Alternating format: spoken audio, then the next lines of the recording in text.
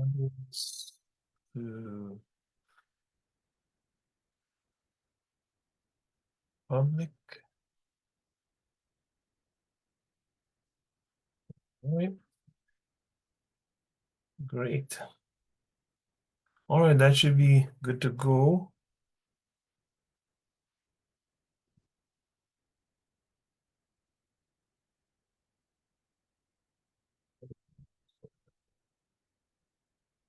One second. There we go. Oops. Hmm. There we go. All right. So I'm going to just share the screen here so everyone can see the scriptures and everything. All right. So today we're looking at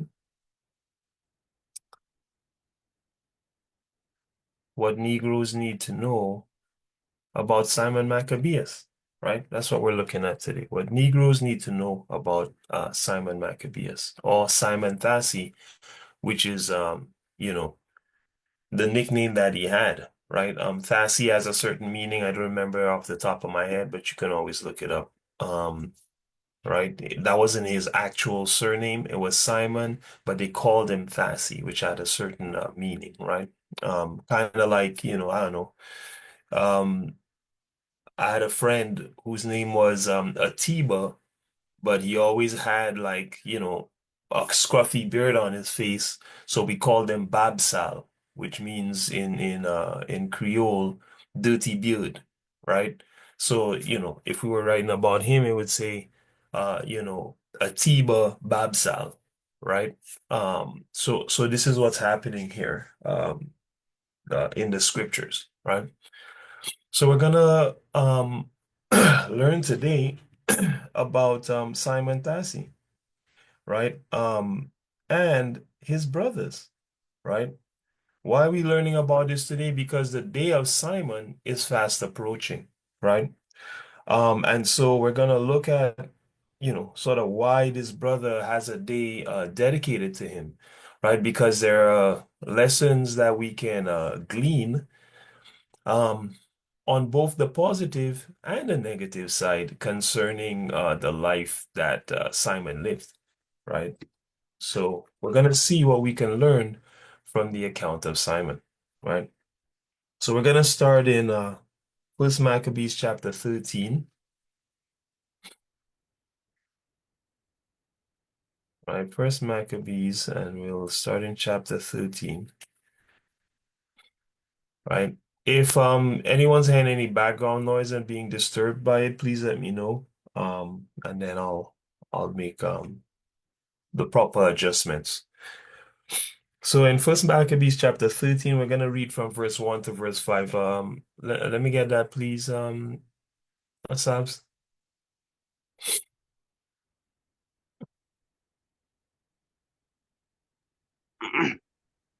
Now therefore be it far or foray, far. That would be far. So you're going from verse 1, reading all the way to verse 5. Now when Simon heard that Tryphon had gathered together a great host to inundate the land of Invade. Hold on a second. Let me see if I can where did I used to pull this up? Where did I used to pull this up for you guys? Hold on a second.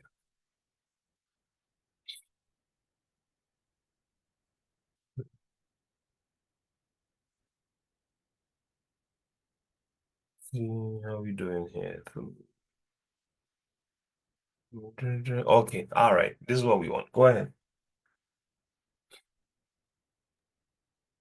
now when Simon heard heard that Tryphon had gathered together a great host to invade the land of Judea and destroy it, and saw that the people was in great trembling and fear, he went up to Jerusalem and gathered the people together, Right. and, and gave them exhortation, saying, yourselves, Exhortation, or encouragement. Go ahead.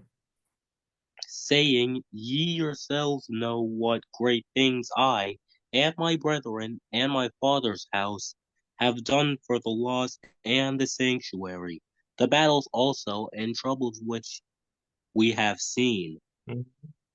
by reason whereof all my brethren are slain for Israel's sake, and I am left alone. Right, Now therefore be it far from me, that I should spare mine own life in any time of trouble, for I am no better than my brethren. right. So, who was Simon? Simon was a brother of some great men in Israel, right? That had previously fought and seen trouble for the sake of Yahweh's laws and his temple. Yea, they even gave their lives for the laws and for Yahweh's temple, right? But that's not the full story, right? By the time we finish the study, either today or next Shabbat, Lord willing, we'll have the full story, right?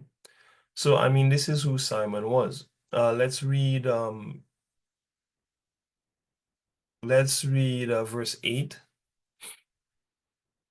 right? So he was one of a few brothers who gave their lives for the laws, statutes, and commandments of the Most High and went through lots of trouble, man, trying to defend the children of Israel, right? Or defending the children of Israel. Go ahead, verse 8.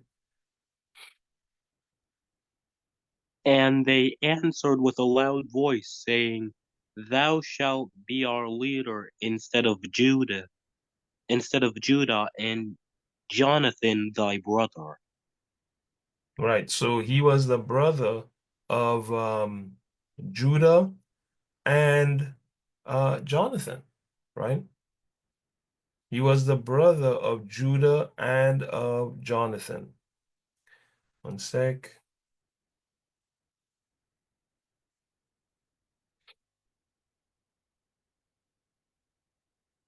Let's go to First Maccabees 2, and let's get from 1 to 5 there, please, Sister Kira.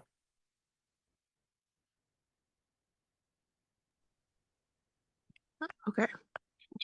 I mean, I do touch, but not. Hold on. Yep.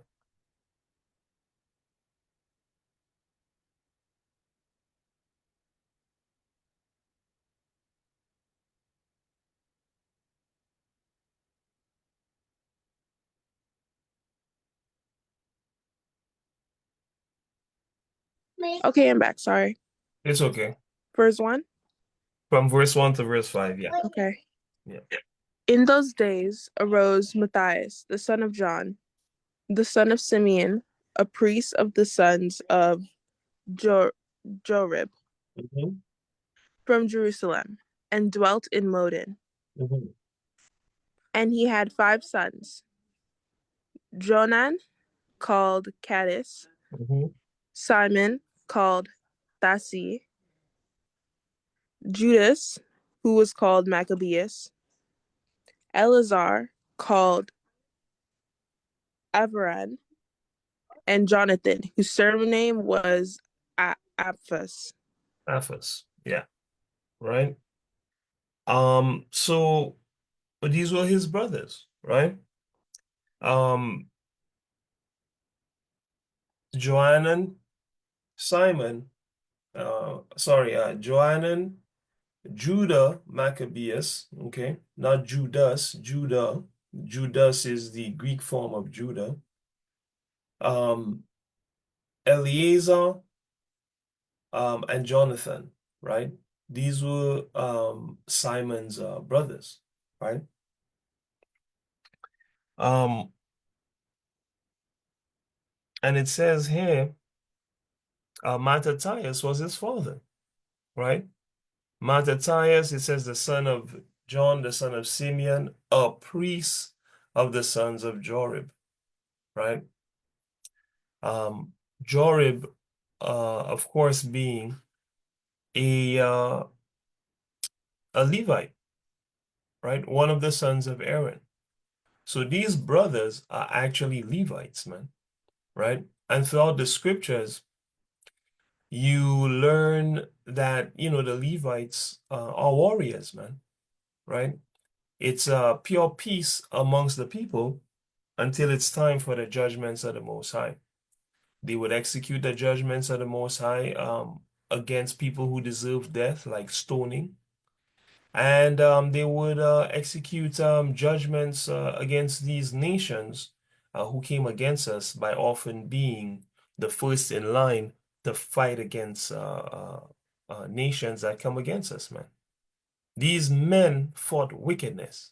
That's what they did, right? This is what they were known for um, from the very beginning, right? So let's learn a tiny bit about their father, right? So, KK, give me verse 1 here,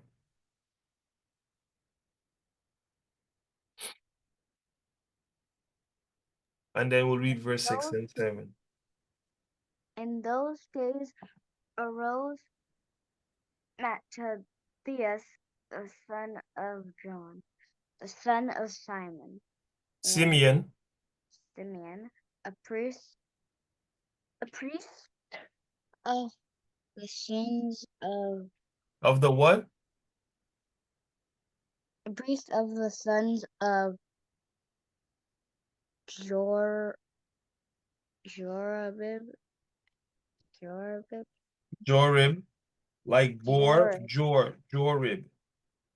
Jorib from Jerusalem, and dwelt in Modin. Right, so he lived in Modin, right? And he was a priest of the sons of Jorib, as we said. Now read 6 and 7, please. When he saw the blasphemy that were committed in Judah and Jerusalem, he said, Woe is me! Wherefore I was born to see this mystery of my people, and of the holy city, and to dwell there, when it was delivered unto the hand of the enemy, and the sanctuary into the hand of the strangers. Yeah, okay. So, a couple things about him, right? Couple things about the brother. Um, Here in 6 and 7, we see that he was a man who loved Yahweh and loved his nation. That's why he said, Woe is me! Why was I born to see this misery of my people and the holy city, and to live in the holy city when it was delivered into the hands of the enemy, man? Right? And if we know anything about the history of uh, the Maccabees, we know it is the Greeks that had taken over Jerusalem. And he calls them the enemy, right? And then he said, Why was I also born to see the sanctuary, which is the temple, in the hand of strangers, man, right? And we, of course, have the scriptures giving us this account, but we also have a man named Josephus backing up those accounts as well, and actually giving us a lot of insight into the things that happened after the Maccabees, the book of outside of the books of the Maccabees, right? So that's who their father was, right? Their father was a man who loved Yahweh, right?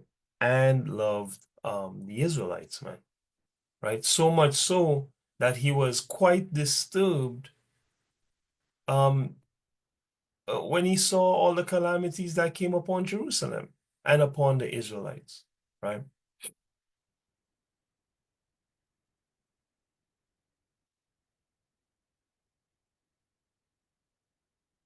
And so one of the things he said is, woe is him, to see all this misery that happened when the holy city was delivered into the hand of the enemy, and the sanctuary into the hand of strangers. So, who were the enemies, right? And strangers, and what were the blasphemies that Mattathias was lamenting about, right? Who were the enemies and what were the blasphemies? We'll go to First Maccabees chapter 1, right? And we'll read from verse 1 to 10. Go ahead, Sabs. Mm. And it happened after that Alexander, son of Philip, the Macedonian, who came out of the land of Hit him. Kittim, had smitten Darius, the king of the Persians and Medes, that he reigned in his stead, the first over Greece, Right, and this Alexander, son of Philip the Macedonian, is who?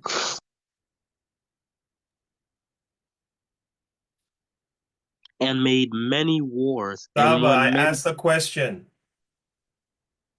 Who is Alexander, son of Philip the Macedonian?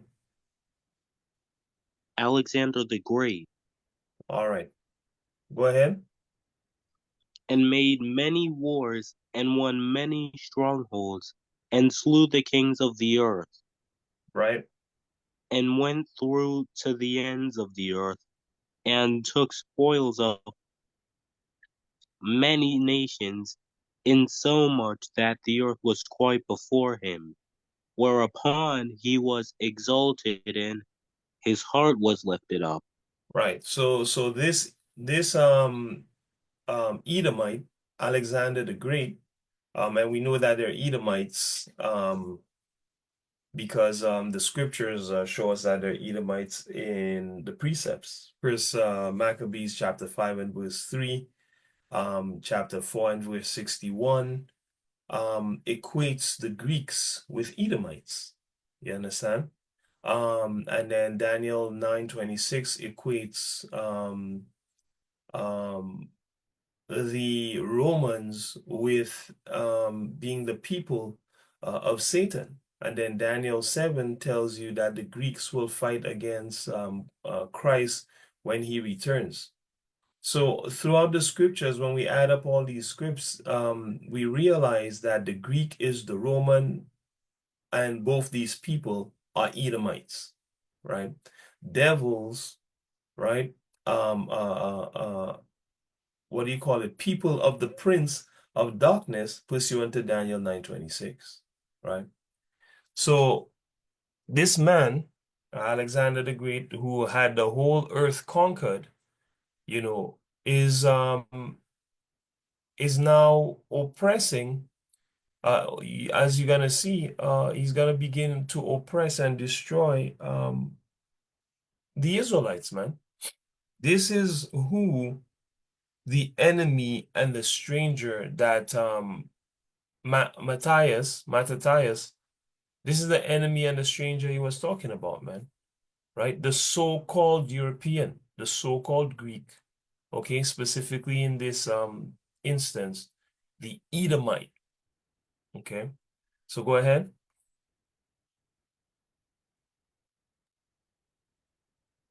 He gathered.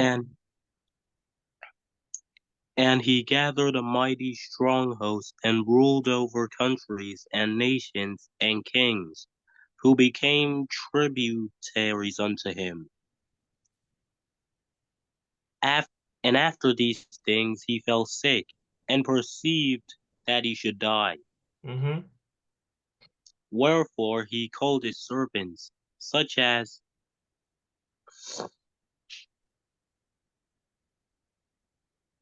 were honorable, and had been brought up with him from his youth, and parted his kingdom among them while he was yet alive. Right, and this is talking about when Alexander the Great parted his kingdom between his four generals, man. Right? I mean, really, he gave it to a particular individual, um, or he gave him his kingship. They killed that man, and then those four generals fought over the kingdom, man. Right? So go ahead. And that's Alexander, that is sorry, Cassander, Antigonus, Seleucus, and Ptolemy, man. Right? That's who was fighting over the kingdom. Right? Go ahead. So Alexander reigned 12 years and then died, and his servants bare rule everyone in his place. Right. That's how you end up with the Seleucid Empire, the Ptolemaic Empire, um, and the two part the partitioned Greece, man, between Cassander and Antigonus. Go ahead.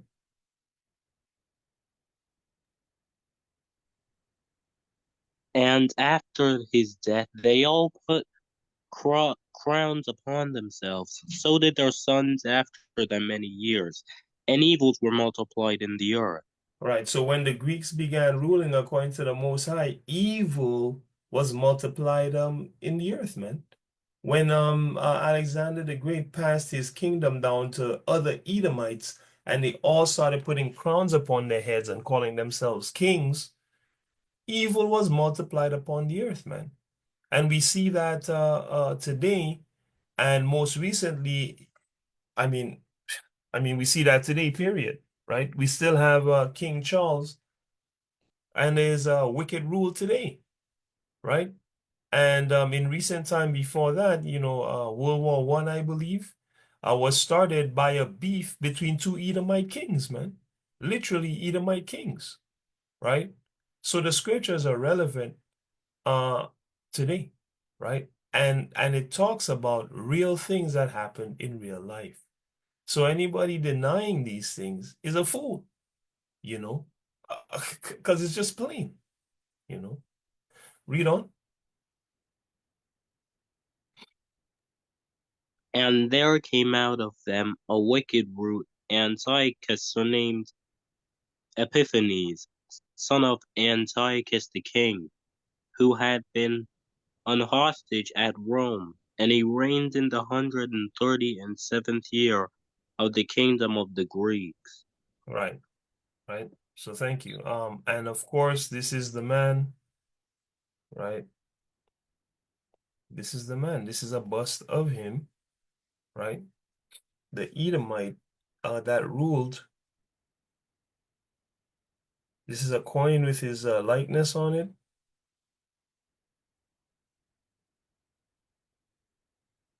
Okay. Antiochus the fourth, Epiphanes, right?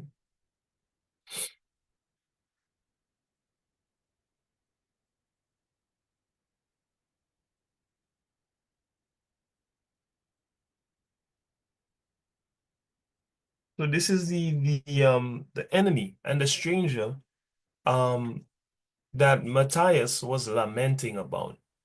A Edomite, man, a so-called European, lamenting that these guys were destroying our holy city and our people. Okay. Hey, the Most High called him a wicked root and the enemy of the Israelite, man. Right? So when our people today, you know, get up in a tizzy when we tell them that these are our enemies, well, they're going against the words of the Most High God. The Most High says they're your enemies. So they are your enemies. And he said it in many different places, right? So if you don't get through your head and get grounded in the fact that these are your enemies, you're gonna die to death, right? Which is what, by the time I finish this lesson, it's gonna show, you know. It's a very, very serious offense against the Most High God to ally yourself with his enemies. Number one, with Satan, right? And number two, with your oppressor, man. Whoever that may be at the time. And we're going to show these things in scripture, right? And we're going to show how the Maccabean family is a perfect illustration of what happens when you begin to ally yourself with the enemies of God. Yeah, you can do very mighty works, right? But what will be the end of you if you ally yourself with the enemies of the Most High and with your oppressors, right? So, why were they enemies of Israel? Let's read 20 to 25. Sister Kira, let me get 20 to 25 here in that same chapter.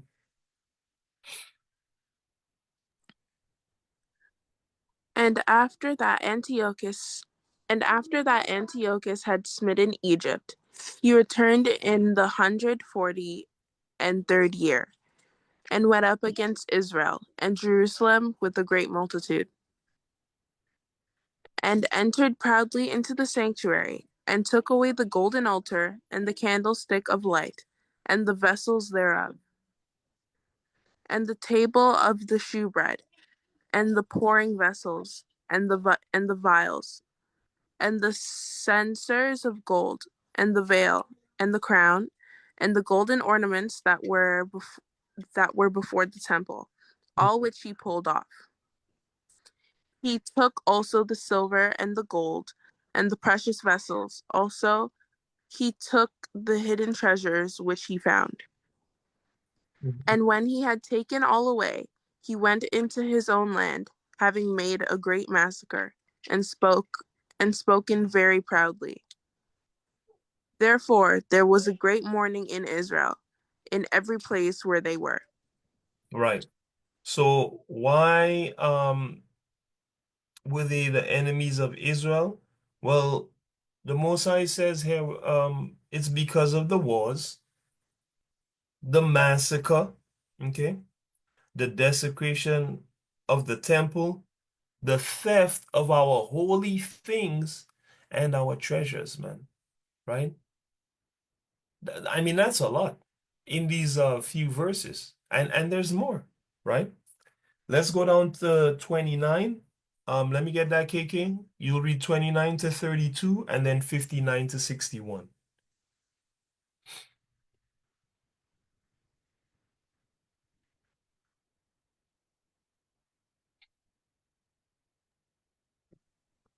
And after 2 years fully Nice and loud, expired, please. Nice and loud, please. after 2 years fully expired, the king sent his chief collector of tri- tribute Tribute, that's taxes.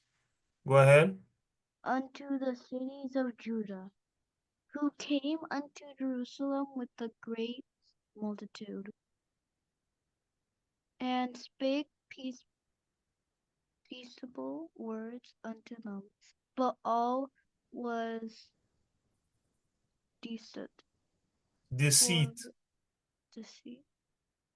For when they have given him credence, he fell suddenly upon the city, and smote it very sore, and destroyed much people of Israel.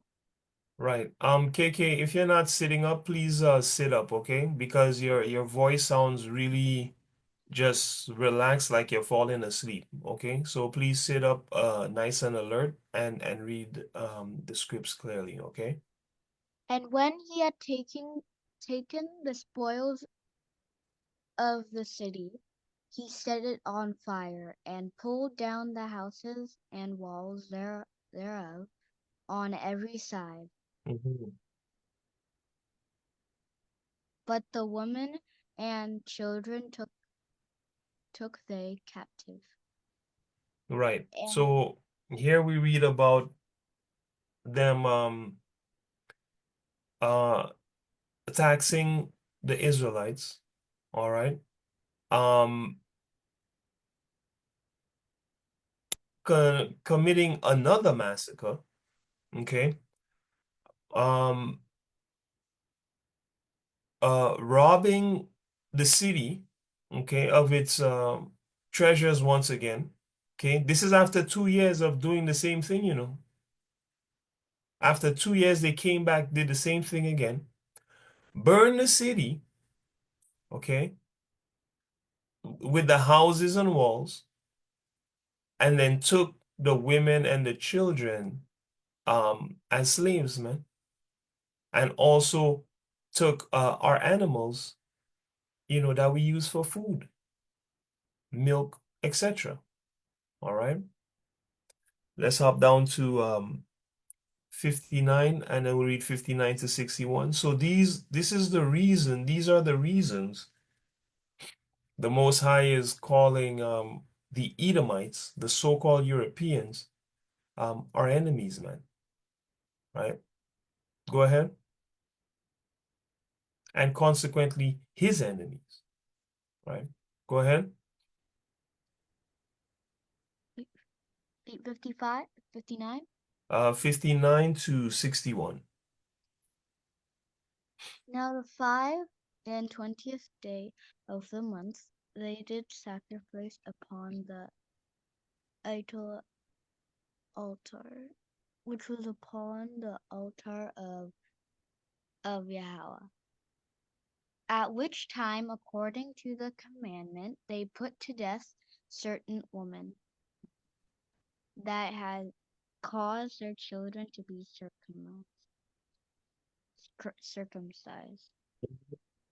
And they hanged the infants around their necks and rifled their Mm-hmm. houses and slew them that had circumcised them, Right. So, I mean, what else did they do? They were sacrificing upon the idol altar, man. Right? And we learn from the historical record, unclean beasts like pigs, man, which they had built upon the altar of Yahweh, man. So they defiled the altar of Yahweh, right? And sacrificed unclean animals to demons, man, right on Yahweh's altar. Okay. They also put to death the women that were circumcising the children of Israel according to the law upon the 8th day. They hanged the babies around their necks, man. They were hanging babies. Okay. They robbed the houses of the Israelites, right? That were circumcising the babies. They robbed them. They killed them. Okay.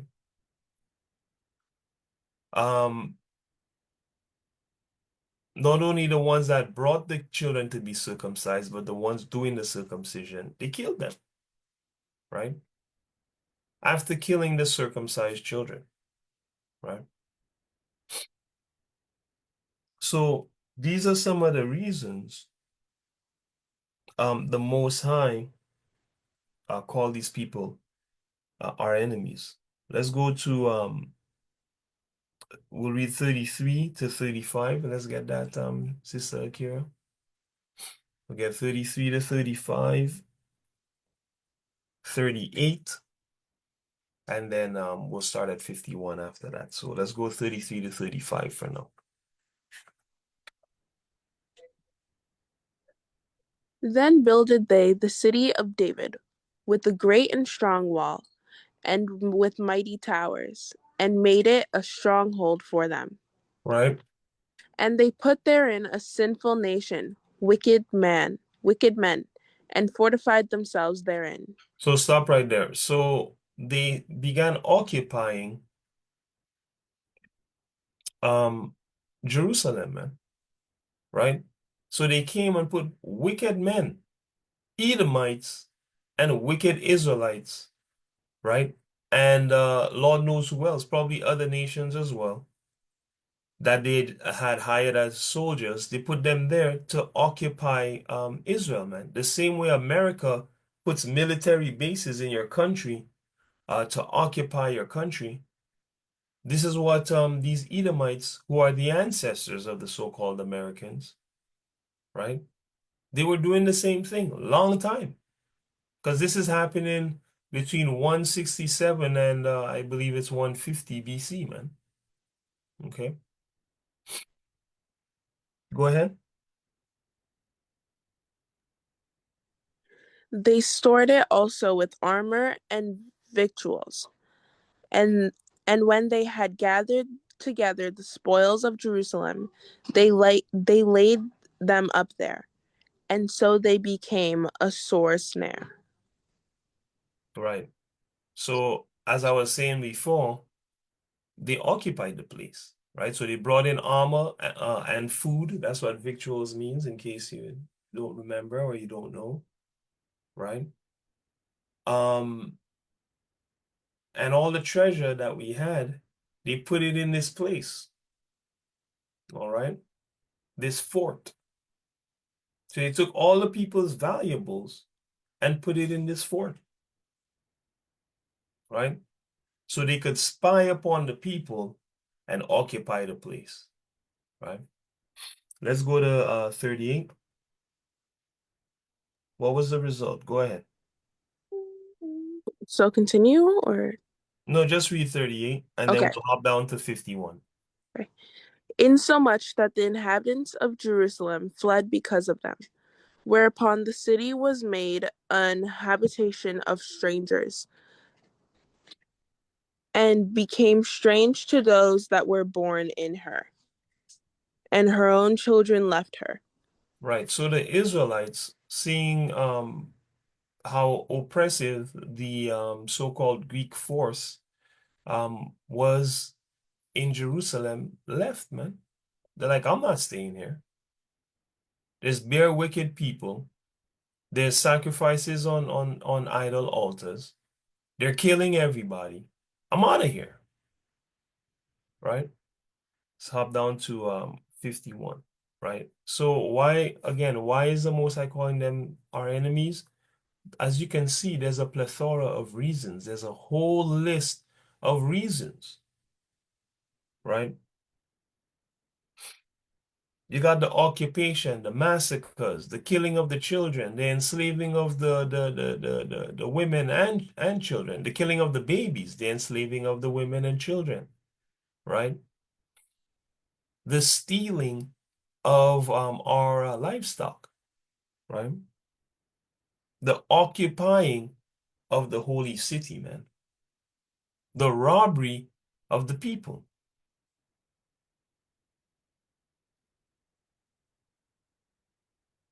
right? And what else? Let's go 51 to 53. In the selfsame manner wrote he to his whole kingdom, and appointed overseers over all the people, commanding the cities of Judah to sacrifice, city by city. Then many of the people were gathered unto them, to wit, everyone that forsook the law, and so they committed evils in the land. Right, and the he that this is talking about is, of course, Antiochus Epiphanes the Fourth, who I just showed you guys the bust of and a few of the coins with his likeness on them, right? So go ahead. And drove the Israelites into secret places, even wheresoever they could flee for succor. Succor, which Succor. means safety, all right? So they even gathered wicked Israelites, man, right? And committed evils in the land, right?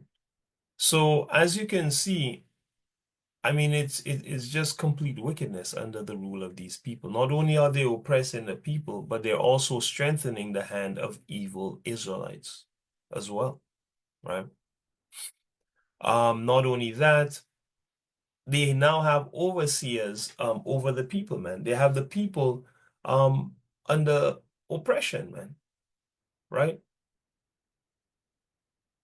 Remember, this happened between 167 BC and if I remember correctly, 150 BC, right? I'm gonna have to check the end date, okay?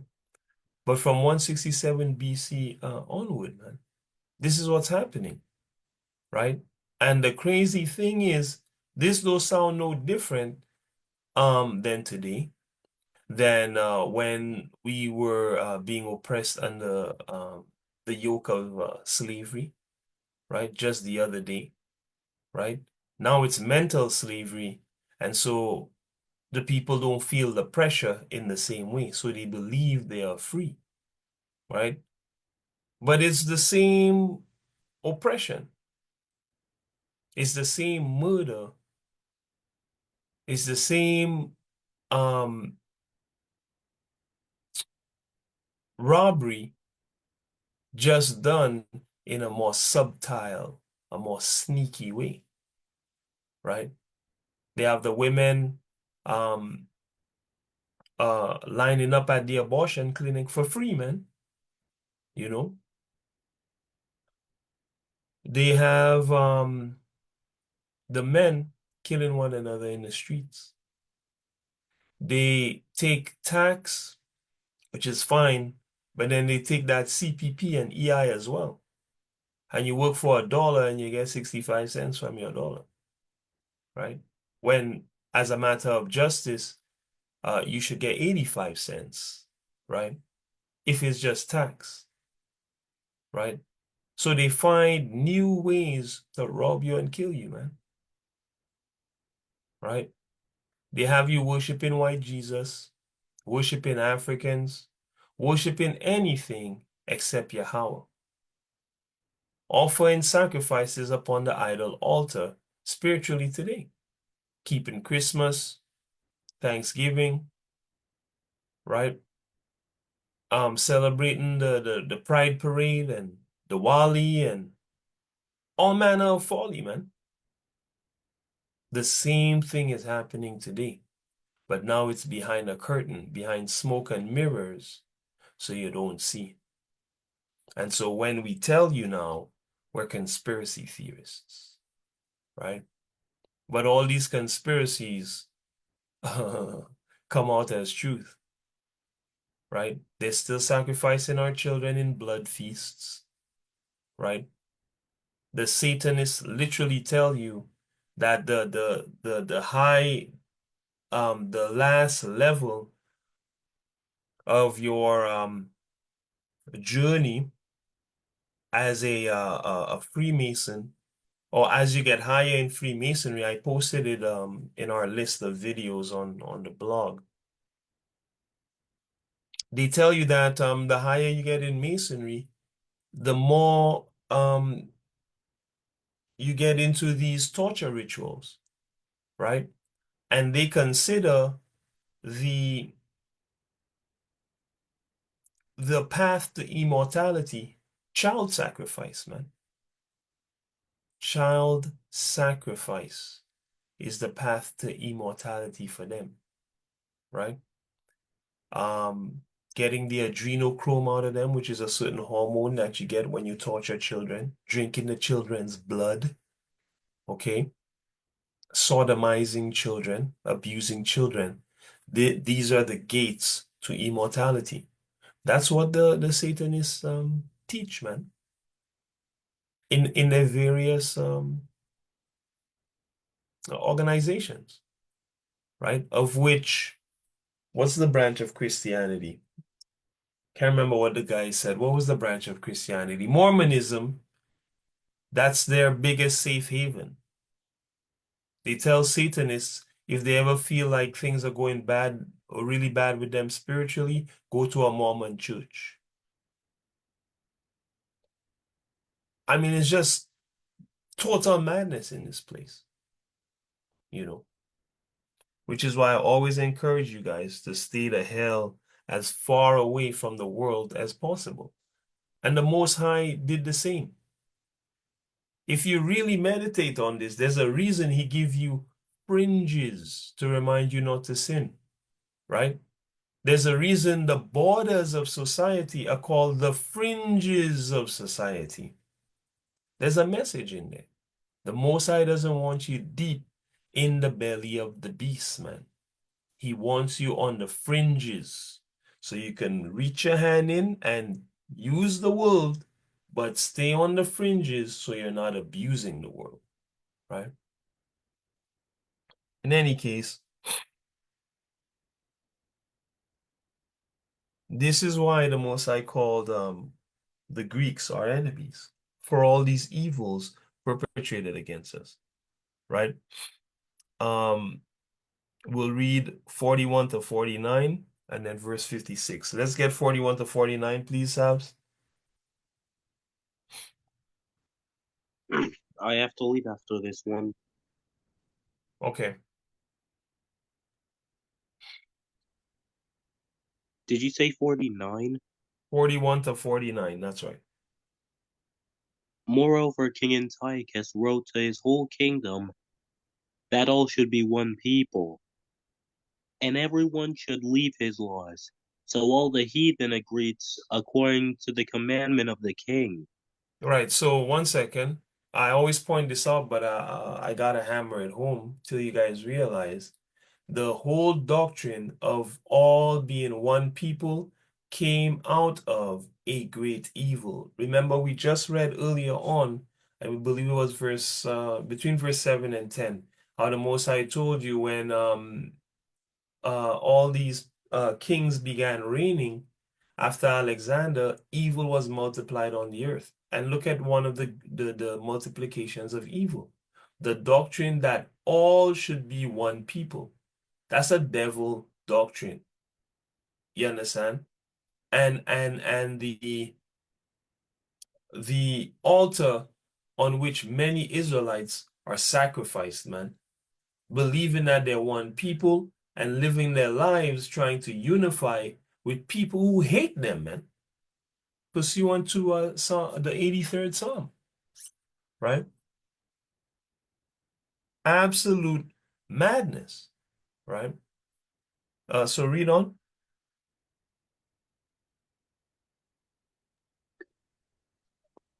Read on. Yea, many also of the Israelites consented to his religion, and sacrificed unto idols, and profaned the Sabbath. For So, the king had sorry, 1 second. So many Israelites consented to his religion. So you see, even then, the Most High is telling you what's happening. Esau pushing a certain religion, and his religion is all to be one people. Christianity, that's the tenet of Christianity. Christ died for all of us. We're all one. And he tells you the same thing that happened then. Many of the Israelites consented to his religion. When you look in the Christian church today, many Israelites consent to the religion of the Greek man, who is the devil and Satan, right? For all to be one people. It's a trap and a trick, right? Go ahead. They sacrifice to idols. for the for the king had sent letters by messengers unto Sava, Jerusalem, listen carefully. I said, and sacrifice unto idols. and profaned the Sabbath. Right. Go ahead. Sorry again, For, still happening today. People not keeping Friday sunset to Saturday sunset, the Sabbath of Yahweh, but instead keeping the Sabbath of Satan on the venerable day of the sun. Sacrificing to white Jesus, man, right? Their Christmas meal and their Easter and their Ash Wednesday and all the other folly that they have them doing in the devil worship, the chief devil worship religion, man. Right? So this is not new, right? Go ahead. for the king had sent letters by messengers unto Jerusalem and the cities of Judah that they should follow the strange laws of the land, Right. and forbid for burnt offerings and sacrifice and drink offerings in the temple, Hmm. and that they should profane the Sabbaths and the festival days. So this is what the Greek king did, man. He outlawed the laws, statutes, and commandments. Go ahead. and pollute the sanctuary and holy people, Mm-hmm. set up altars and groves and chapels of idols, and sacrifice swine's flesh and unclean beasts. You hear that? So earlier I was telling you guys that's what they were sacrificing on the idol altars. And the scriptures tell you straight up that's what was happening. Right? Go ahead.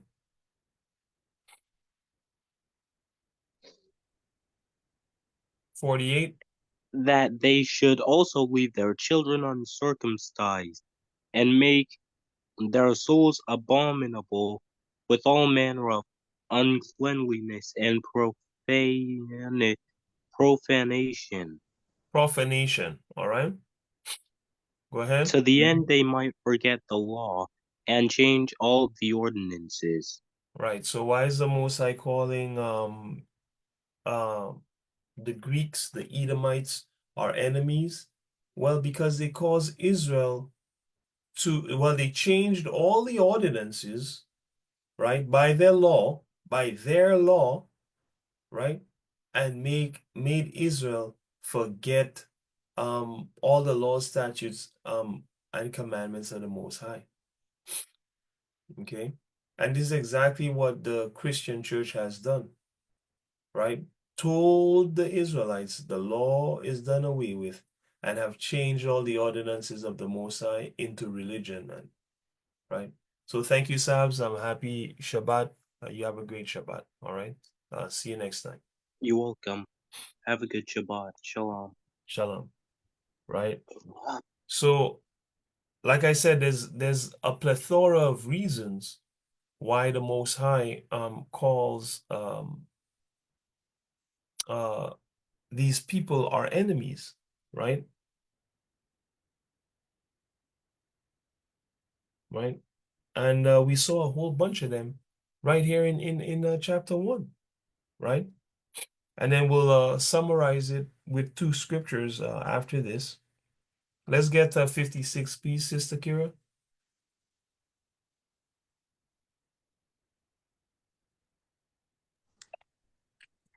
And when they had rent, sorry, and when they had rent in pieces the books of the law which they found, they burnt them with fire. You hear that? So the Most High is against Esau and called him his enemy for what? The tearing up of the books of the law, man, which they found, and burning them with fire, man. These guys tried to erase all record of the laws, statutes, and commandments, the Greeks. They tried to erase all record of the laws, statutes, and commandments given to the so-called Negro by his God, man. They tore the scrolls and burnt them with fire, man. Okay? And again, this is not new. Read the history of the so-called European, the so-called Caucasian man, the Edomite. Read the history. This is what they do. Come in, pillage, plunder, burn your books and library, and insert Christianity and demonocracy called democracy. That's it. And before you know it, you're them. Everyone's them. They're everyone. They're Egyptian, they're Filipino, they're South African, they're everybody. They're the hero and the villain and God and Yahweh Shai. They're everyone and the angels and right. So this is why the Most High called them your enemies, right? Through the mouth of our brother Mattathias.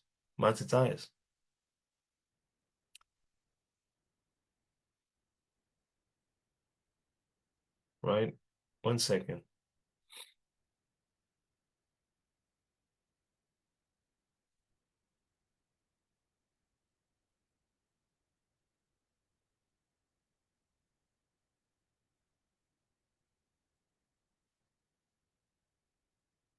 So in summary, Um, the Most High called through the mouth of Mattathias, the Edomites are enemies because of the old hatred. All right, because of the old hatred. Let's go to Amos 1. Right? Edomites hate Israelites. So-called Caucasians hate so-called Negroes. That is the truth from the Most High God Himself. All right? That is the big secret, or one of the big secrets. The biggest secret is that you are the biblical Israelites, and this whole book is about you, your people, your God, your Savior. And the other biggest secret is that you have a principal enemy, um, who is the so-called Caucasian man, the so-called European. This is the doer of the works of Satan, his priests and his people, working against you 24 hours a day to destroy you, man. Just as your Savior, Yahweh Shai, the true black Messiah, and your God are working 24/7 to save you. They and their father Satan, the devil, the spiritual demon, are working against you 24/7, right? They even have a league with all the other nations of earth working against you to keep you away from your heritage so that you remain a slave forever, right? There's the pill. If you believe that, you just jumped out the matrix and don't jump back in, right? Get strength in what that means for you now, right? Which you can get here. So the old hatred, Amos 1:11, this is one of my favorite scriptures. It says, thus saith Yahweh, for 3 transgressions of Edom, and for 4, I will not turn away the punishment thereof. Edom, of course, being the father of the Edomites, the father of the so-called European. Okay. Because he did pursue his brother with the sword. Who's his brother? The Negro. The Edomite and the Negro came from the same womb. They're paternal twins. One came out what we call Dundus in the Caribbean, and the other one came out normal, which is why the scriptures tell you one came out red and hairy, red like a hairy garment, and the other one, he just came out, right? And how do we know the difference in what they look like? Well, Paul was mistaken for an Egyptian, so he looked like an Egyptian. Moses was mistaken like an Egyptian, so he looked like an Egyptian. So if the other one is red and hairy like a garment, he didn't look like an Egyptian. Okay.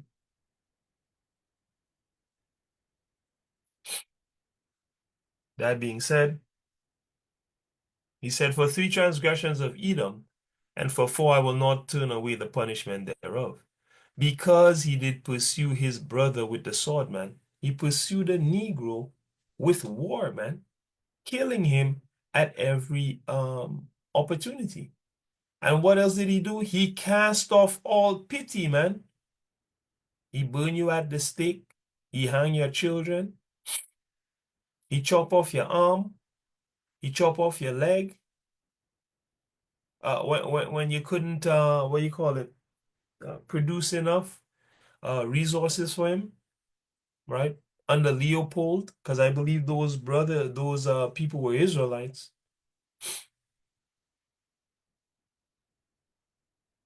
He cast off all pity, and his anger did tear perpetually, and he kept his wrath forever.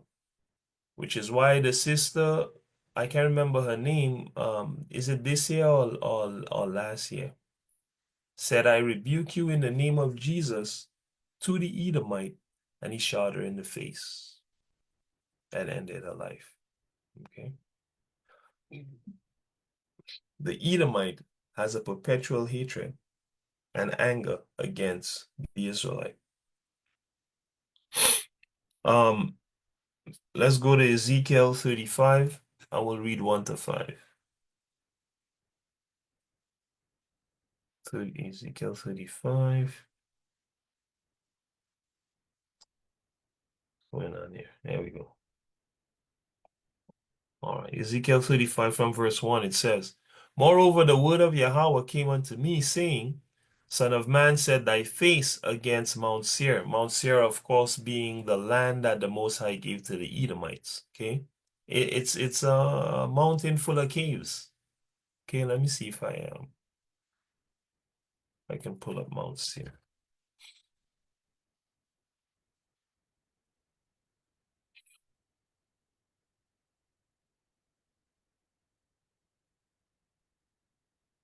Yeah, I will see here. Mount Seir is an ancient biblical name referring to a mountainous region in northwestern part of Edom located between the Dead Sea and the Gulf of Aqaba. It's also southeast of the Kingdom of Judah. Some textual scholars believe Mount Seir might have been the older historical limit of ancient Egypt in Canaan. Yeah, right. I just want to see the caves. Where are they? You can kind of see them here. Just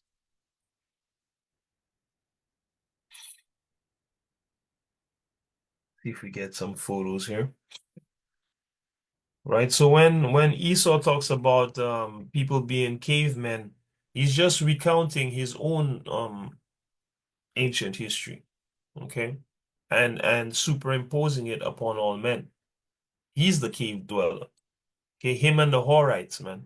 He lived with the Horites in these caves until he took over the Horites, and he himself was expelled from his own land, right? And went into what is called Greece and kicked the Japhites out of their own land. Okay, and we looked at this in the true origin of the European.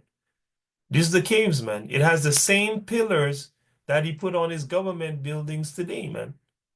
The same people lived here. Okay. Shucks, let's see here. Let's get this to 0. This person didn't have any other photos here. Don't even let me show don't even let me show the facade, man. Of the big cave the big cave castle, right? I mean, what the heck? The heck is this? Right? There's your parliament building, man. There it is. Exact same pillars,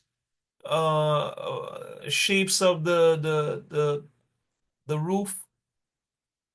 What's up?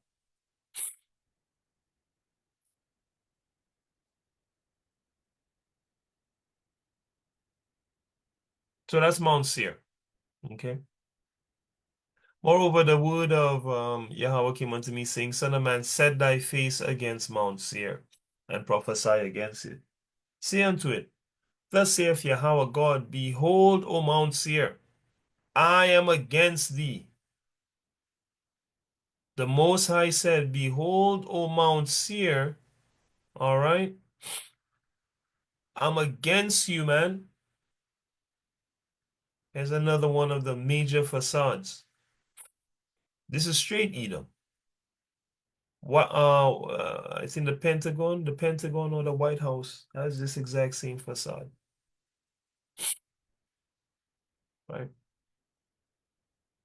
We looked at this many times before, so you can go look up the rest of the pictures yourself if you're looking at this for the first time, in the interest of time, right? I am against thee and will stretch out my hand against thee, and I will make thee most desolate. Mount Seir, I will lay thy cities waste, and thou shalt be desolate, and thou shalt know that I am Yahweh. What are you gonna lay waste? Their cities, man. So worldwide, all the Edomite cities will be laid waste and be desolate, man. That's what we're seeing bubbling right now in the pot. The destruction of all of Edom, because they rule the world in this time through America. Okay. That's the beast with 7 heads and 10 horns. I will lay thy cities waste, thou shalt be desolate, thou shalt know that I am Yahweh, man. So Esau want to tell the world that he's God. No, but the Most High is like, I know it's me. When I destroy your cities, then you're gonna know it's me. Because thou hast had what? A perpetual hatred and shed the blood of the children of Israel. How? By the force of the sword, which is a metaphor for war, in the time of their calamity, in the time that their iniquity had an end, man. Okay.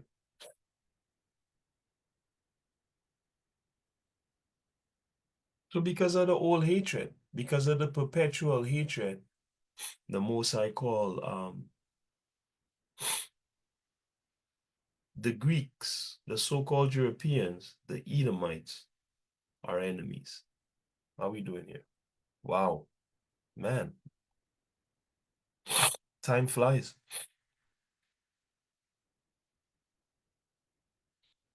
So with that being said, let's look at the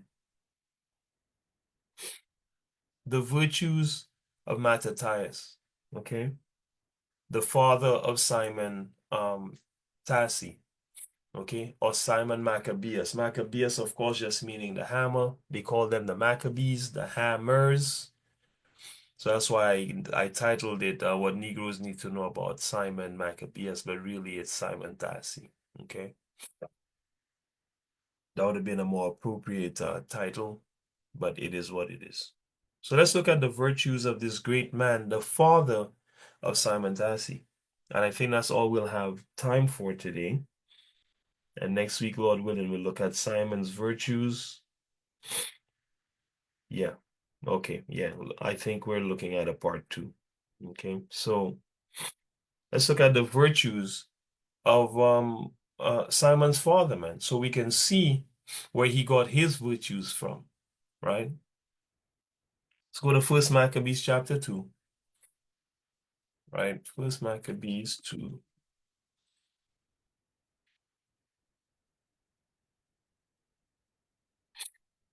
We'll read 1 and then 6 to 7.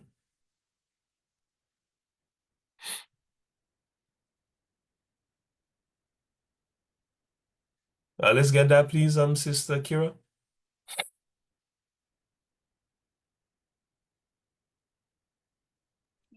Starting from what verse? Um, we'll read 1, we'll read 6 and 7, and then we'll keep going from there. Okay, 1 to 6 to 7, continue.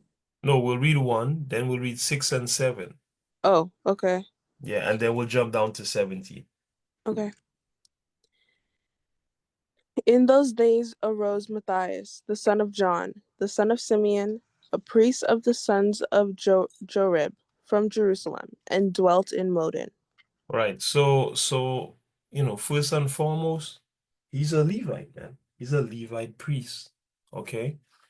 See if I can ask ChatGPT here real quick, because I did not prepare the scripture. Who is Jorib in the Bible?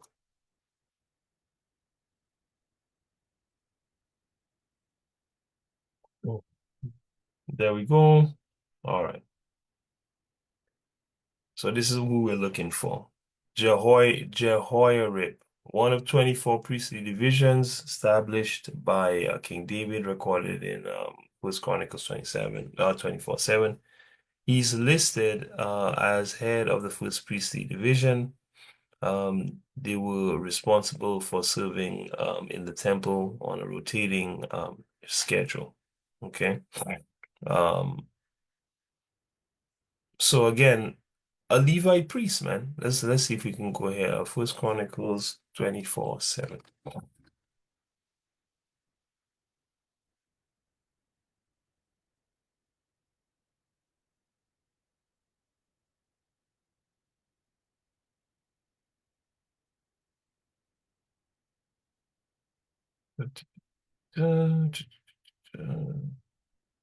All right. So yeah, this is good. This is very good.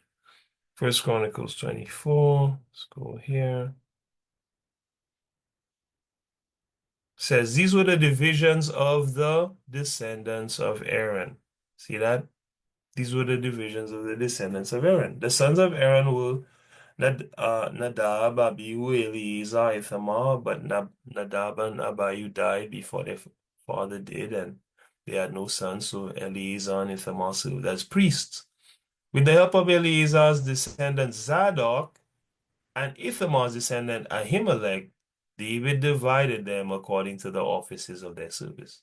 Since more leaders were found among Eleazar's descendants than those of Ithamar, they were divided accordingly, right? There were 16 heads of families from the descendants of Eleazar and 8 from the descendants of Ithamar. Thus they were divided by lot, for there were officers of the sanctuary and officers of Yahweh among both Eleazar's and Ithamar's descendants, right? The scribe Shemaiah, son of Nathaniel, a Levite, recorded their names in the presence of the king and of the officers. Zadok the priest, Ahimelech, son of Abiathar, and the heads of families of the priests and the Levites, one family being taken from Eleazar, and then one from Ithamar. The first lot fell on Jehoiarib, the second on Jedidiah, and so on and so forth. The point being Jehoiarib or Jorib, as it states in I think that was what was that Maccabees that we were in, um, is a descendant of the sons of Aaron. All right, that's the point there. All right, so all praise to the Most High for that. Okay. Draw that mode in. All right, I think you finished there in 1, correct? Yeah. Okay, so let's get 6 and 7. And when he saw the blasphemies that were committed in Judah and Jerusalem, he said, Woe is me!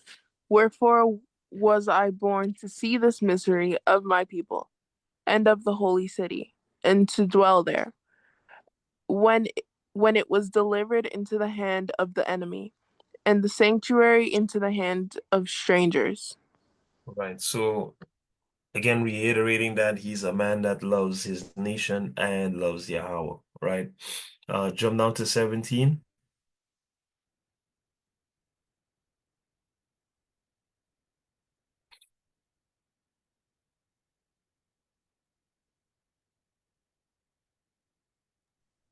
Sorry.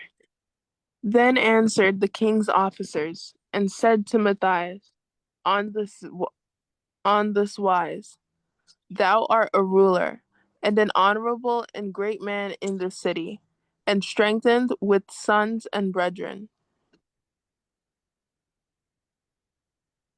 Continue. No.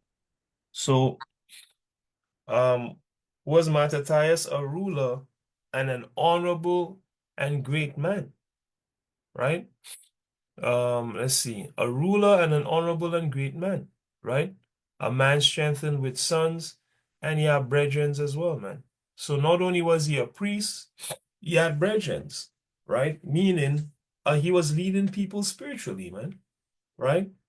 He was a ruler, right? Meaning he had command over the people, right?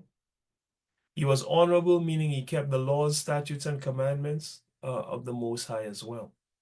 So this is the kind of virtue that Simon is coming from, right? Let's read 19 to 22.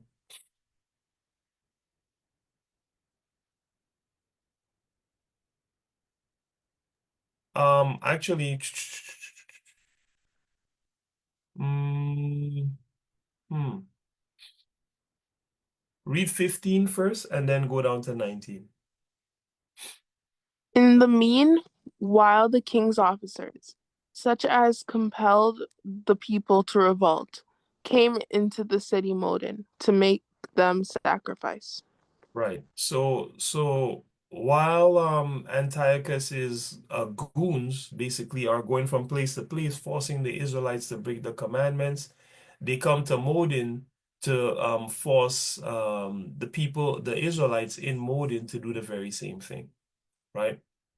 And what happened? Um, after we read read from 17 and read on down. Then answered the king's officers, and said to Matthias on this wise, Thou art a ruler, and an honorable and great man in this city, and strengthened with sons and brethren. Now therefore come thou first, and fulfill the king's commandment, like as all the heathen have done. Yea, and the men of Judah also, Mhm. and such as remain at Jerusalem. So shalt thou in thy house be in the number of the king's friends, and thou and thy children shall be honored with silver and gold, and many rewards. Right. So the officer is saying, listen, man, you're a great man here. So come and fulfill the king's commandment and sacrifice to these idols, and you'll have it good, man. You'll be the king's friends. This is very important for next Shabbat's lesson to remember. The officer offered Mattathias, the father of the Maccabees, to be one of the king's friends. I'm going to say it again. The officer offered um, the Maccabees' father, Mattathias, okay, to be one of the king's friends.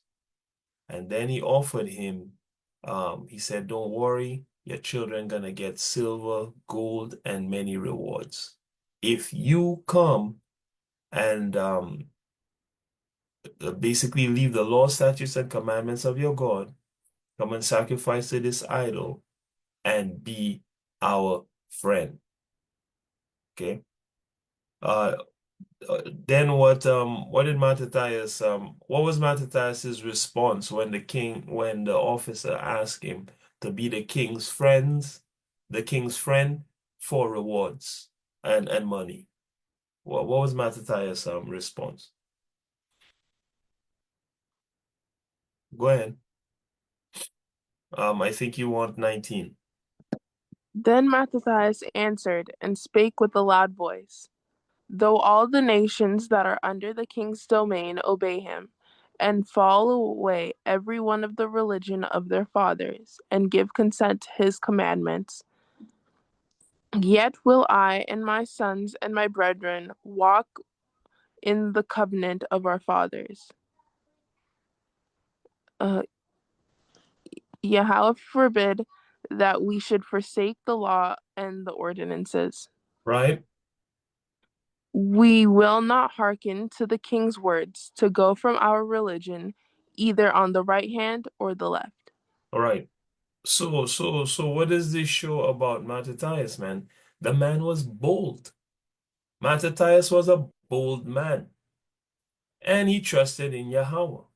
He said, yo, officer, tell the king, even though every last person you go to, bow down, worship, and come be your friend, me, my sons, and my brethren's not gonna do a damn thing like that. Okay? We're not turning to the right hand or to the left of the laws, statutes, and commandments of our God, man. So go there, like the Jamaicans like to say, right? Mattathias gave this officer his business, man, right? So he was a bold man.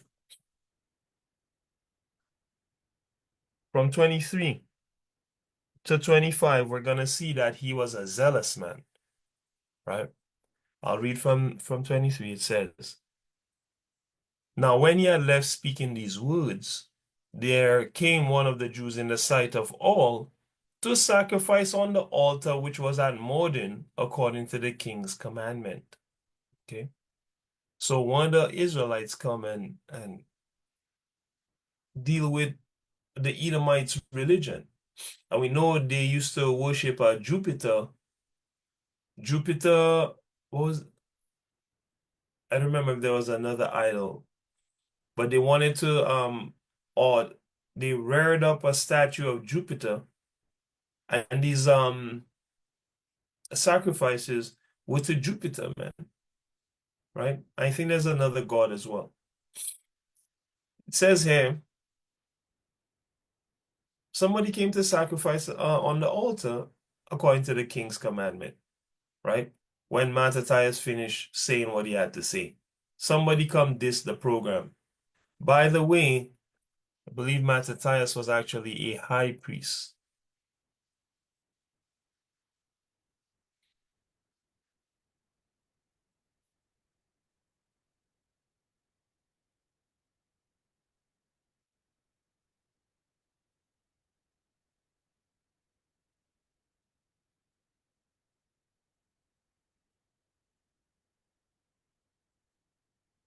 Okay, he was not a high priest, it says. Uh, uh, uh, uh, uh. Okay, okay.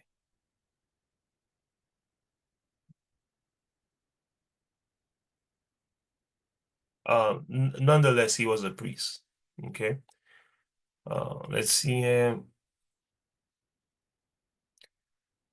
So 24 says, which thing, when he saw the Jew come and sacrifice, when Mattathias saw, he was inflamed with zeal, and his reins trembled.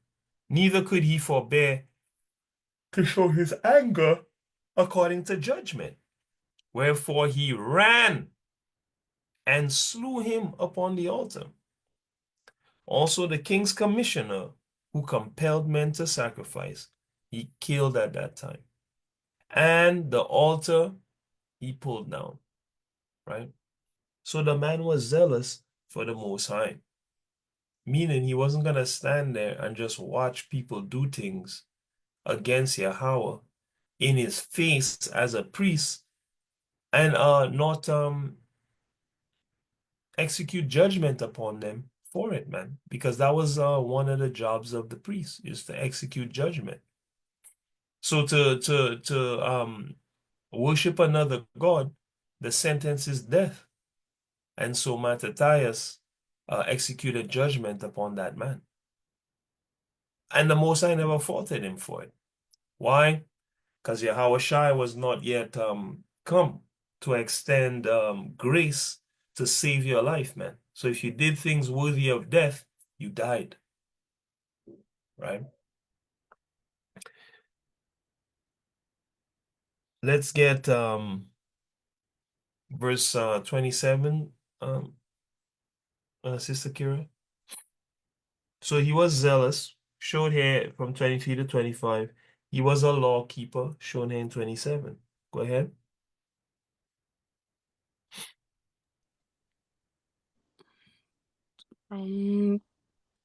Sorry, from 30? Let me just read 27. Oh, okay, sorry. And Matthias cried throughout the city with a loud voice, saying, whoever is zealous of the law and maintaineth the covenant, let him follow me. See that? So he was looking for followers that were zealous of the law, he himself being a keeper of the laws, statutes, and commandments of the Most High. Now in Israel, we talk so much about the laws, statutes, and commandments of the Most High that people, could just get kind of tone deaf, um, for lack of a better term, right? Kind of used to it, right? Kind of slack. Yes, yes, the law, statutes, and commandments. I know, I know. Not realizing how important it is to obey the laws, statutes, and commandments of the Most High. Obedience saves your life and gives you a great life from start to finish. Disobedience dishonors your life, man, as we will see by the time we finish this study. Okay? And who knows what will happen to you in the end if the end of your days is disobedience. Remember, Yahweh says, if a righteous man go and start committing sin, all his righteousness will be forgotten. The same way, if an unrighteous person comes and starts practicing righteousness, all their sins will be forgotten. Okay? So it's important to hold on to righteousness until your last breath. And Mattathias actually going to tell his sons this before he dies, right? Which we may see today. If we don't see today, we'll certainly see in next week's lesson. So he was a lawkeeper. 28.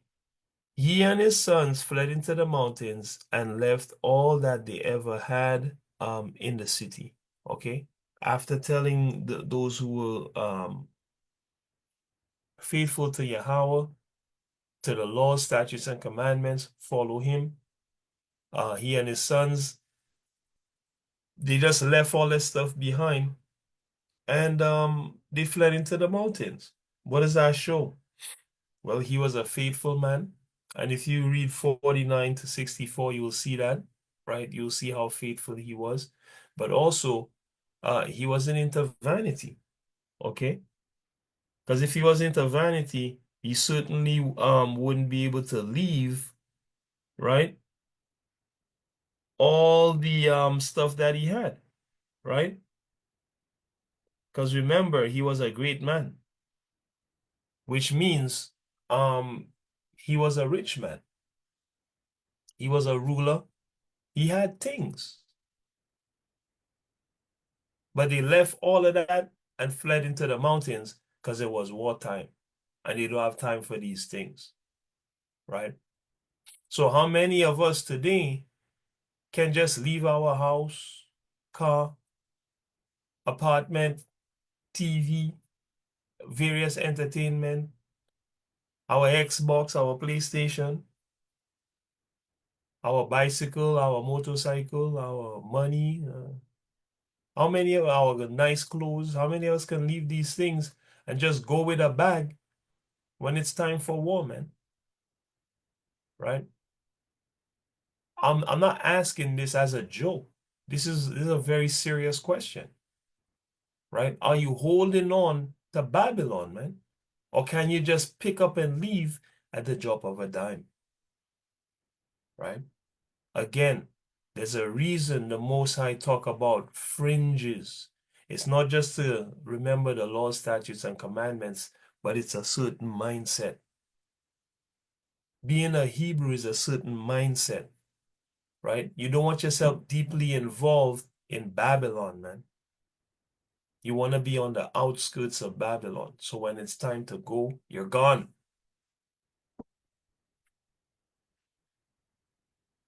Mentally and certainly physically as much as possible, man.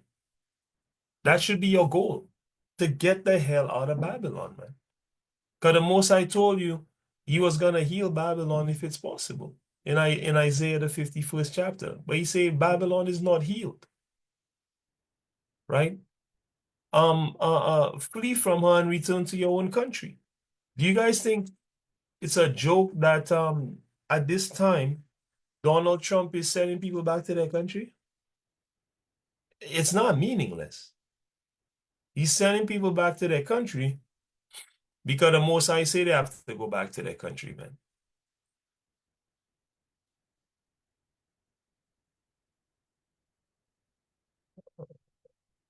I always think it's Isaiah, it's Jeremiah.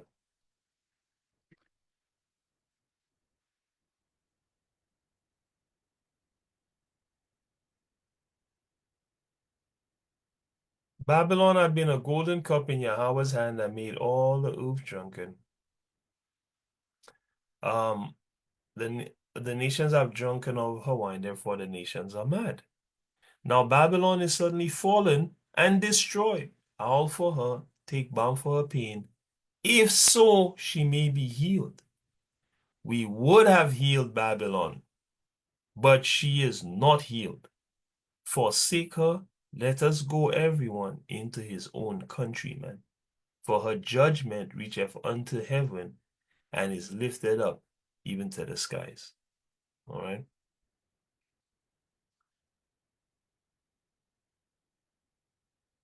And then he tells you, flee out of the midst of Babylon in verse 5 and deliver every man his soul.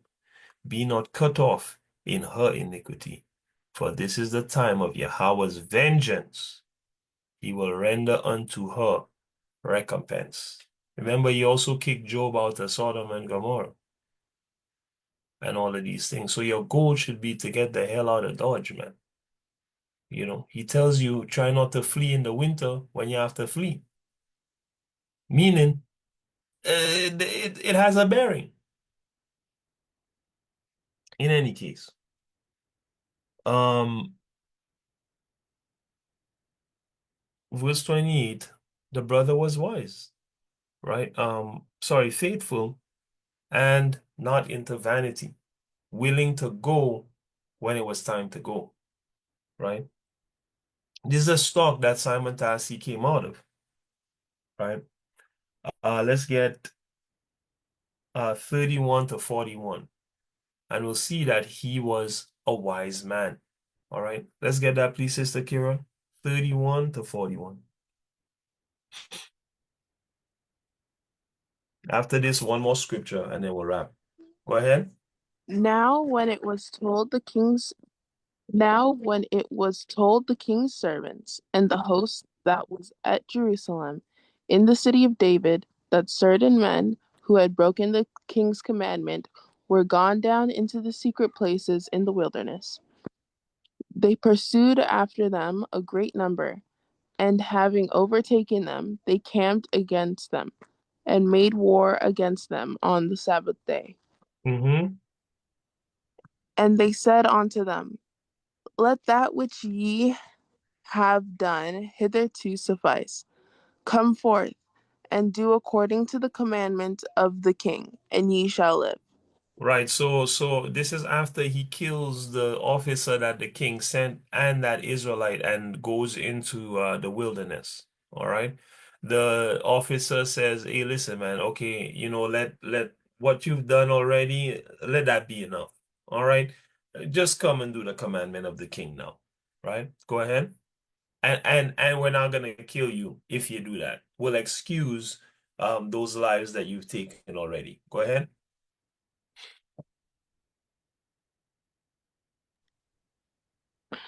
But they said, we will not come forth, neither will we do the king's commandment to profane the Sabbath day. All praises. Go ahead. So then they gave them a battle with all speed. So they came against them on the Sabbath day, man, right? And brought the battle to them because they said, listen, man, we're not doing no damn king's commandments. Said, all right, well then, time to die. And they warred against them. Go ahead.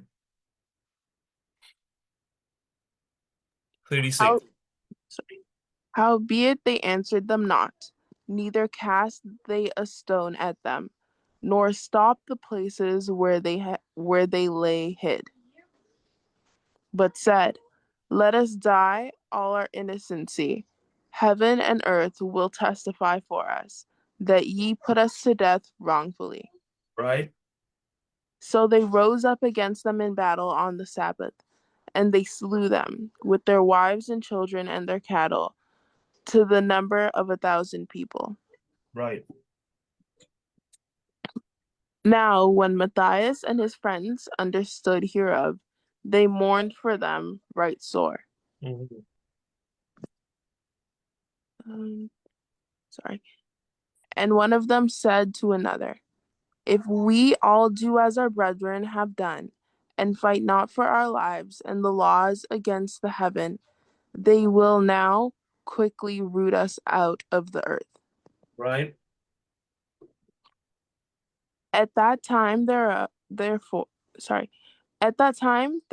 they decreed, saying, whosoever shall come to make battle with us on the Sabbath day, we will fight against him, neither will we die all, as our brethren that were murdered in the secret places. All praises. So you see that? So the brothers then, they sit down, right? They come together and they have a council. They say, listen, man, if we don't fight against these people, they're gonna kill every last one of us. So we gotta fight them no matter when they come. And Mattathias, being a priest, said, you know what, you're right, man. And they made a decree that this is what was gonna happen in Israel as the priests, as the leaders and rulers of the people. He said, yeah, this is what we're gonna do.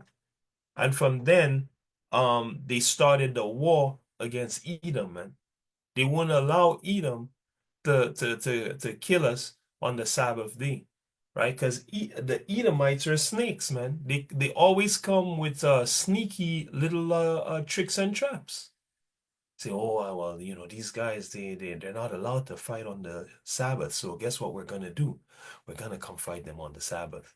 We'll get an easy victory because they won't swing a sword. And they did it the first time and it worked, right? But the brother said the next time they try that, it's not gonna be pretty, right? So you know they came again on the Sabbath day. In fact, throughout the historical record, Esau habitually came to attack Israelites on the Shabbat, okay? Hoping to get for himself a very easy victory each time on that particular day. All right, family. One more script. I'll pull this out. It says from 42 to 48. So 31 to 41, we see that Mattathias was a wise man. So far, these are many virtues that the man has, right? And we're gonna see, you know, the last of it being that this man was a warrior um for Yahweh, man. Straight up warrior. We kind of saw a piece of it in him slaying the Israelite and the damn officer that came to ask him stupidness, right?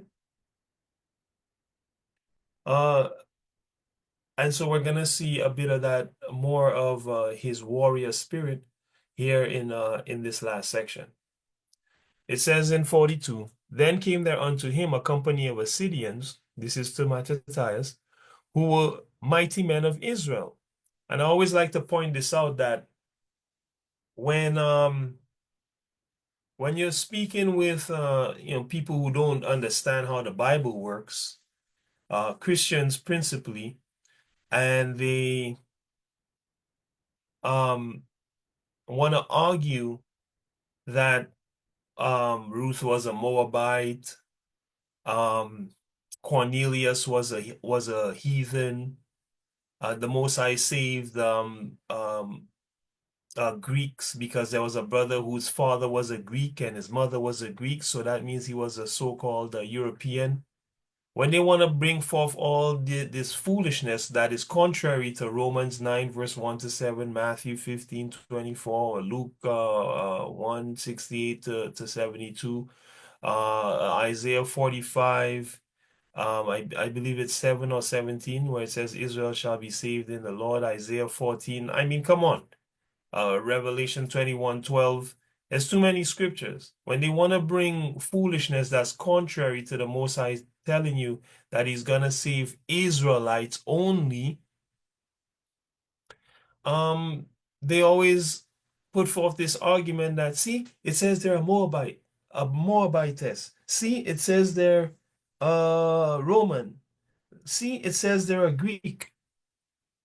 They forget about these Old Testament scriptures that tell you that give the names of Israelites from certain areas, the names of those areas. He was an Assyrian, right?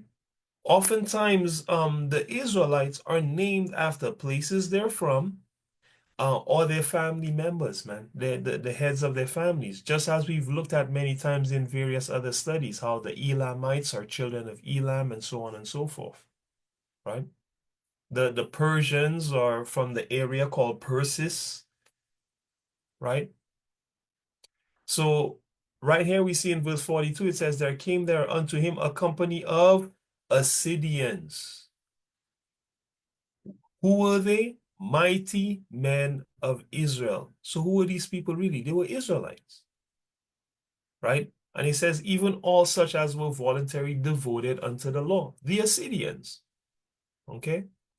The Lacedaemonians are also Israelites. The Lacedaemonians, more common name is the Spartans, man. The Spartans were Israelite men. History um uh teaches the propaganda that they were Edomites, man. Right? These were Negroes, man. Unconquerable by the people that surrounded them, because from the time they were born, they dedicated their lives to martial practice, war, man, to being the best soldiers. Okay? In any case,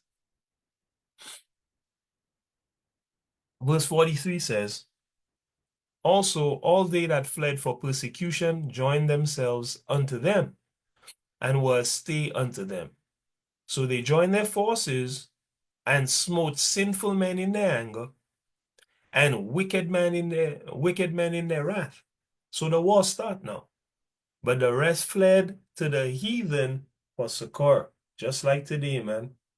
You're gonna have the faithful, and just like it's coming again, when the society descends into every man for himself, you're gonna have righteous people sticking together and smiting sinful men in their anger and wicked men in their wrath, right? To defend our lives. But then you're gonna have Israelites fleeing to the heathen for succor or safety. Please note this as well, family. Okay, this is very, very important for seeing why the end of the Hasmonean dynasty is what it is. It began in a certain way here with a warrior standing up for the Most High God, and it ended with utter destruction and desolation and annihilation of the line, of the family line, the bloodline. Why? Well, here is a clue. It says the rest fled to the heathen for succor. And we know from other scriptures that the Most High say, the ones that flee to Egypt for safety, they're not going to make it. Paraphrasing greatly, we're going to look at the actual scripture next week. But safety is not with the heathen, man. Safety is with Yahweh, right? As you will see through the exploits of these men. It says, then Mattathias and his friends, they went round about and pulled down the altars, and what children soever they found within the coasts of Israel uncircumcised, those they circumcised valiantly. They pursued also after the proud men, and the work did what? It prospered in their hand, man. So they recovered the law out of the hand of the Gentiles, all right, and out of the hand of kings. Neither suffered they the sinner to triumph, man. So who is the Greek? The Greek is the sinner, man. Who is the Caucasian? The Caucasian is the sinner, man. Who is the European? The European is the sinner. Who is the Edomite? The Edomite is the sinner. Not a sinner, the sinner, the chief sinner. Okay? The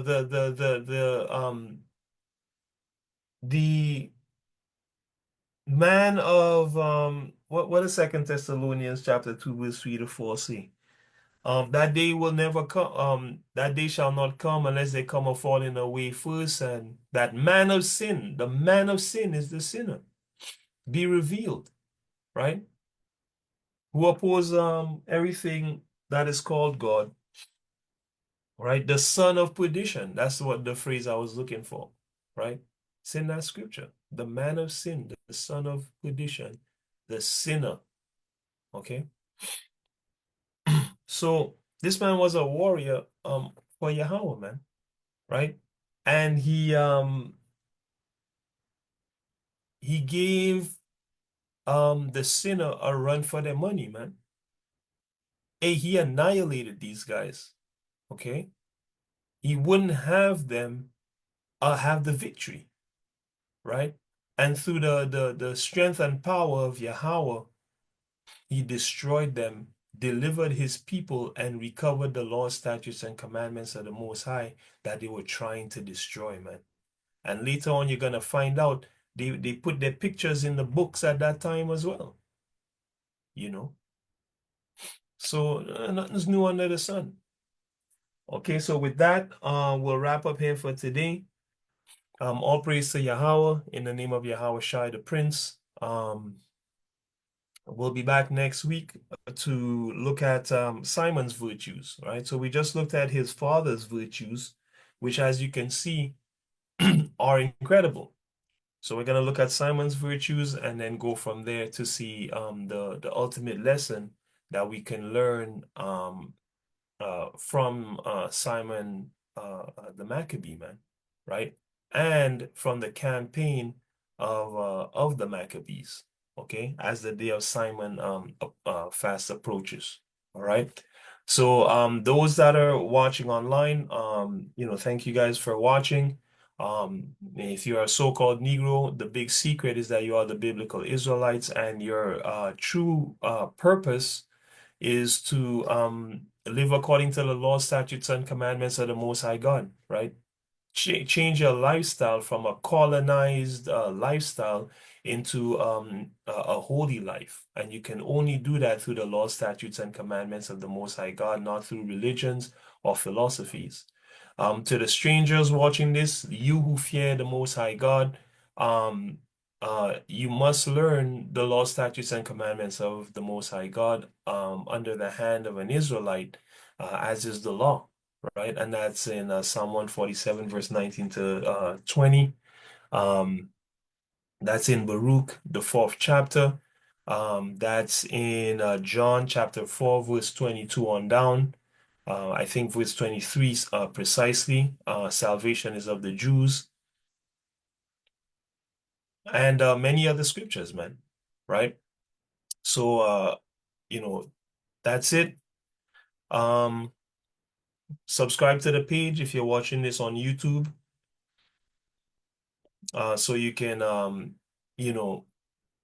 take this journey with guidance, because you need guidance for this journey. All right. So the people on the line, just wait on the line and we'll wrap up with a word of prayer. Okay.